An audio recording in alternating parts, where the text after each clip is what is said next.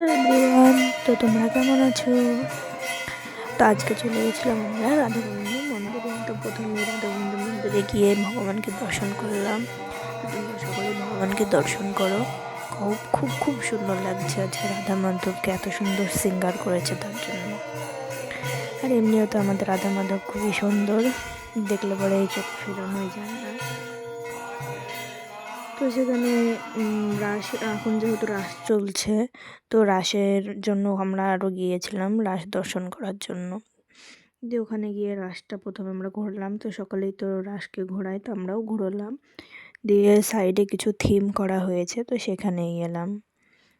তো প্রথমে গিয়েই তো পড়লোই যে কালীয় নাগ দমনের যেই লীলা ভগবানের সেটি। তো আরও কতই না ভগবানের লীলা রয়েছে, তার মধ্যে কিছু কিছু এখানে তুলে ধরা হয়েছে। যেখানে দ্রৌপদীর বস্ত্রহরণ, আর কৃষ্ণ এখান থেকে বস্ত্র দিচ্ছে, এই যার একটা থিম। খুবই সুন্দর হয়েছে। এখানে ছোটোখাটোর মধ্যে ছোট্ট করে একটা রাসের আয়োজন করা হয়। খুবই সুন্দর হয়েছে। মানিকতলা রাস তো সকলে দেখছো, তো এখানেও এসে একবার দেখে যেও। তারপরে এই নৃসিংহদেব, জয় জয় নৃসিংহদেব। তো সকালে এসেও আমাদের রাধা গোবিন্দ মন্দিরে